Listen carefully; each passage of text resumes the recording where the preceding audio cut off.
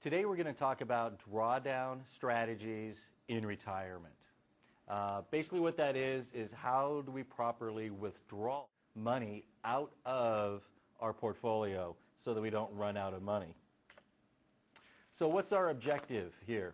Our objective is to maximize our standard of living, right? We want to pull enough money out to live the type of retirement that we want to, and we want to be exposed only to acceptable risk.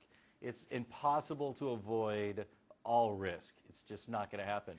Anybody who tells you that they can set up a portfolio strategy that eliminates all risk is not telling you the truth. So the other thing is that we have to figure out how much risk we want to accept and then manage that acceptable risk. There are two basic mistakes that we can make in our strategy here. One is to withdraw too much money, and basically then we run out of money before we die. And then we're left broke, penniless, or whatever, right? We don't want that to happen. The other thing is to not take out enough money. So we lived a standard of living much lower than we could have, and we might have missed out on some travel or some entertainment or better golf courses or having a gardener come in and take care of things.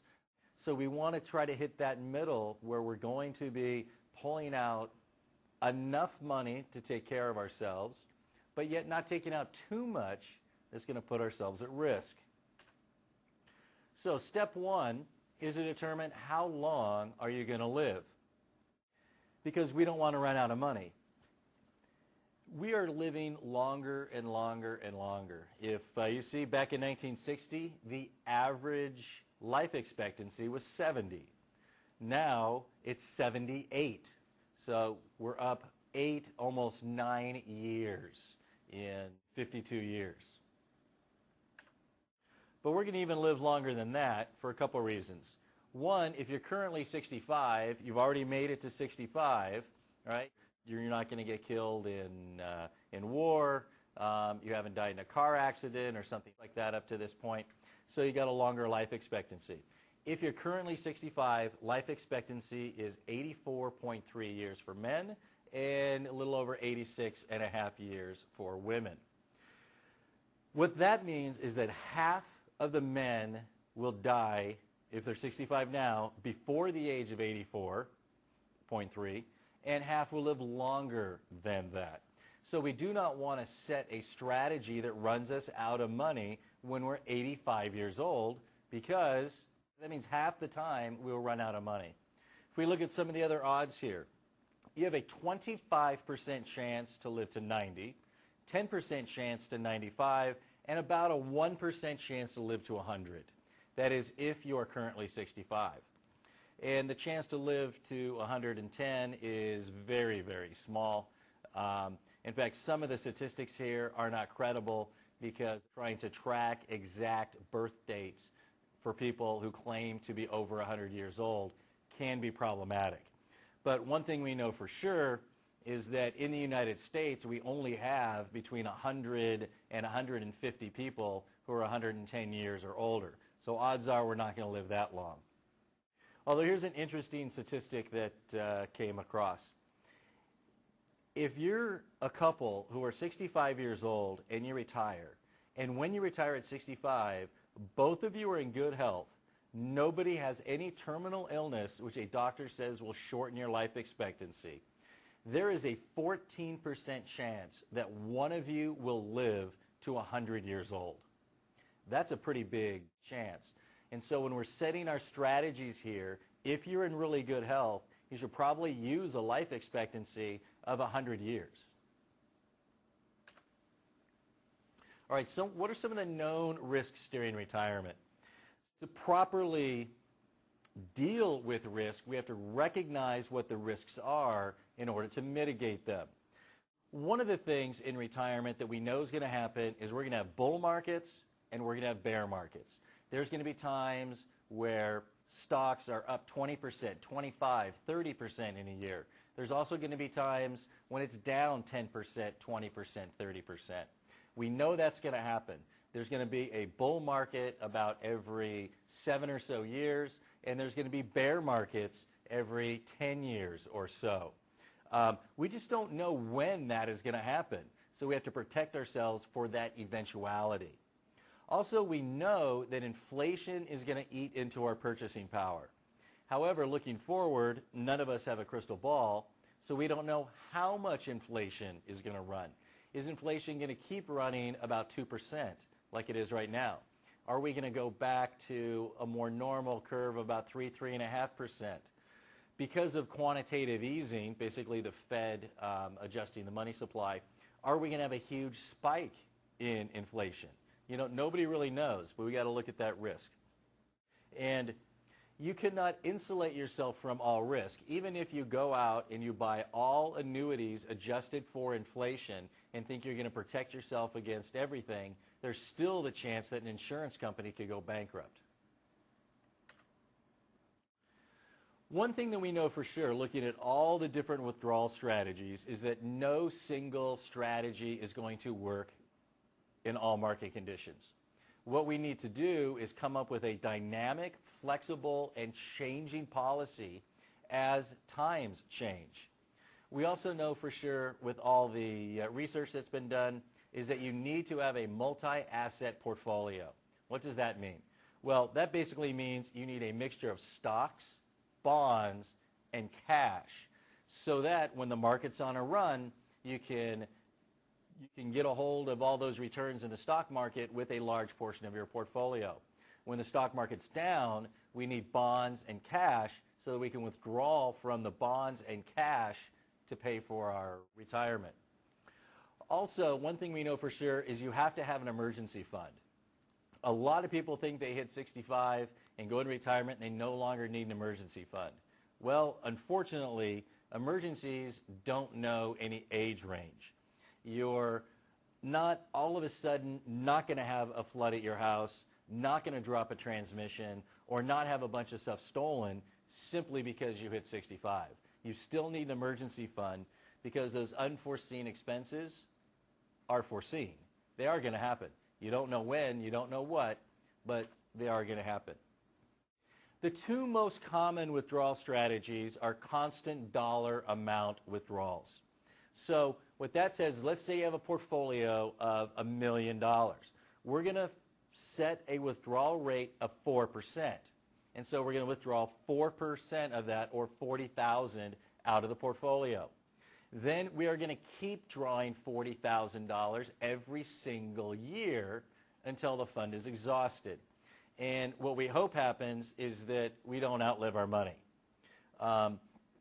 One other strategy is constant dollar amount, but increasing with inflation. So typically in these scenarios, people start with about a 3% withdrawal rate. So if you have a $1 million portfolio, you're going to pull $30,000 a year. And then each year when inflation goes up 1 or 2%, you increase your withdrawals 1 or 2% to adjust for inflation. The other thing that we can do is what's called constant portfolio percentage. So what we're going to do is set a fixed percentage of withdrawal, like we said, back to say 4%. So a $1 million portfolio, we will pull $40,000 out. Then next year, depending on how the portfolio did, if we made a lot of money in stocks and our portfolio went way up, we still take 4% of that dollar amount, which is going to be more.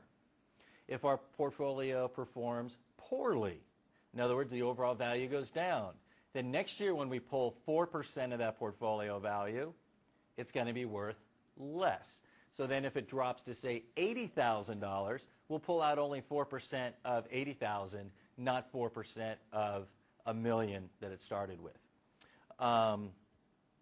One of the big problems of constant portfolio percentage that people have is that the amount of money that you're going to withdraw goes up and down, up and down, up and down. It adjusts every single year. However, one of the big advantages of this is that it does help preserve money. Think of this: if your portfolio does really well, you get a raise. If your portfolio does really poorly, you take a pay cut. One of the things that we're going to do with our withdrawal strategies is we are going to break up our retirement into various life stages. The older we get, the less money we spend. So we're going to look at kind of a dynamic type of policy. We're going to try to maximize our standard of living. We want to maximize the things that we can do and still protect ourselves. If we look at the age range after retirement from 65 to 75, we tend to have lots of travel and active living. Some people call these the go-go times, where you can go and go and go, and you've got time, and your health is good, and you have the energy. Then you hit 75 to 90. Typically, going from 65 to 75, once you transition to the next age range, 75 to 90, your spending goes down about 30%. And the reason your spending goes down is you tend to travel less, you tend to eat less, you tend to not just happen to go to the mall and go shopping. They call this the go slow time, where you're still out and doing things, but you're going much, much slower. And then we get to basically at over 90, and we're looking more at the maintenance of basic needs. When you're over 90, people tend not to travel much. They tend actually not to leave their home much. In fact, if you're 90, 95, a big outing sometimes is going out to brunch with 4 or 5 people from the family, and after an hour and a half, that's all you could do. So you got the senior discount on the pancakes you bought, so you spent $2.95 for the day, and now you're wiped out the rest of the day, and you probably won't do anything for 3 or 4 more days. And so we see spending transitioning from 75 to 90 to the over 90 range. We see spending drop another 15 to 20%. So from 65 to 90, we see a drop that will often exceed 40% of expenditures. So in my opinion, depending on how aggressive you want to be, you should pull out between 3 and 5% of your portfolio assets for the first 5 years. If you can pull out only 3, I would stick with 3. Anything above 5 is dangerous and typically unsustainable, especially if you hit a couple really bad years the first few years of your retirement. Also, you should have 5 years of cash or short-term bonds, so that if the market crashes, you can liquidate, sell, and live off the cash and bonds, and you do not have to sell your stocks when your stocks are at a low point, because then you'll never recapture that value. It's not going to happen. So if you have a $2 million portfolio, and we're going to pull 3 to 5%, what that says is you can pull out $60,000 to $100,000 each year, and you should do just fine. However, if during the first 5 years you have negative rates of return in the market, negative 10, negative 5, negative 14, you must cut your withdrawals at that point, because if you eat into that capital, it is going to be very hard to regenerate, and you could end up running out of money very easily. For an example of this, on the previous example, 5 years before retirement, we talked about sequencer returns and how negative returns in your first few years of retirement can devastate a retirement portfolio. So if you want, you can go back and look at that one. All right, so asset allocation. We had talked about that we need to use multi-class asset allocation. We need to have a mixture of stocks, bonds, and cash. And when we're looking at this, and we have our overall portfolio here that says we're $2 million, we really have 2 things that we need to accomplish. And we're going to take our money and we're going to split our money into 2 separate pots. Right? We got one pot of money which we look at as preservation money. This is money we're going to set aside. We do not want to expose it to a lot of market risk. This is the money we're going to live off for the next 5 years. This is in bonds, CDs, and cash. And then we still need growth, because if we retire at 65, we could be living another 30, 40 years. And we've got to have growth. We've got to expose that to the stock market.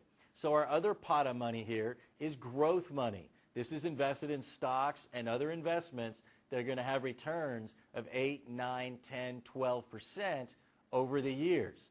as we run down our pot of cash and bonds, then we will replenish it with gains from the stock market. When the stock market is way down, we don't want to sell any stocks, we live off bonds and we live off the cash. When stock markets come roaring back, and they tend to always do that, sometimes stocks are down for 2 years, sometimes they're down for 18 months, sometimes they're down for 4, but they do tend to come roaring back. When they come roaring back, and now we've used up all of our bonds and most of our cash, we've now recovered all those losses, we're then going to sell a lot of our stock, or a significant amount of the stock, and replenish our preservation money that then we're going to live off for the next 3, 4, 5 years. And we're going to repeat this cycle again and again. So when we're looking at what we call preservation money, right? That's money that's going to be spent in the next 5 years. Growth money, that is money in which we're not going to use for 5 years or longer. It's going to be in the stock market, and we're going to let it grow. So a typical, say, asset allocation. We got cash, $200,000. Right? You're going to get a low rate of return on that. Right now, you're going to get 1 or 2%. We could have AAA rated or government rated bonds, probably going to return 4 to 6%. But you're not going to lose value in the cash accounts, and you're probably not going to lose a lot of value in the short-term bonds unless we see big spikes in interest rates. And we want the lion's share in stocks. So you see this $2 million portfolio, just kind of an example. Most of my money is in stocks because most of what I'm going to need is money for over 5 years. I've set this up here so even though if I go into a market crash today and that market crash lasts 3 or 4 years, I can live off my cash and bonds. I do not have to sell my stocks. Then 3 years, 4 years, everything recovers. Stocks are back up. They're on a run. Now I take my stock money, and hopefully then my stock portfolio has grown to 1.7, 1.8, 1.9 million. Then I'm going to liquidate $500,000, $600,000 of that portfolio, replenish my bonds, and replenish the cash, and be back to almost my starting point here. All right, what are some of the other concerns? One that a lot of people look at withdrawal rates and they say, well, the stock market returns on average 10% per year, so therefore I should be able to pull 10% of the portfolio out. If I have a $200,000 portfolio, I should be able to pull out $200,000. The market goes up 10%, it replenishes that, and I'm back to $2 million. Well, if the stock market always made 10% every single year, that would work, but we know that doesn't happen. We have up years and we have down years. If you do a withdrawal rate above 6%, that tends to be devastating to portfolios when the ultimate downturn does occur. So anything above 6% is too risky. You're probably going to exhaust that fund in 15 years or so, and we don't want to do that. The other thing that when you look at statistics, if we use a constant withdrawal rate of 2% or less, so on that $2 million portfolio, if you're only going to pull $40,000 out, then pretty much no matter what markets do, the fund never runs out of money. So 2%, probably way too conservative. You can pull more out. 6%, probably too aggressive. You need to be somewhere in the middle, 3 to 5%. One of the other things we want to do is we want to tap our taxable accounts first. We want to let tax-free Roth IRAs and other type of investments grow as long as they can. And lastly, what I like to say, as you're developing this for yourself, true joy in life is not found in dollars, right? We certainly need dollars because we need a roof over our head, we need food, we want our lights, we need our house warm in the winter, cool in the summer. But sometimes more is the enemy of enough. You have a portfolio that's done well. You're pulling out of that a good amount of money to live on. And the market all of a sudden starts doing well, and so you're thinking, I can get more aggressive with my investments and I can make more. I can invest riskier. I can try to get better rates of returns. I'll pull out more money. And next thing you know, the house of cards falls apart and you've lost a whole ton of your portfolio. So we do not want to take on way too much risk, always looking at the Joneses, always wanting more. Because every time you're searching for more, we get in trouble sometimes. All right, thank you very much for your time. Have a great day.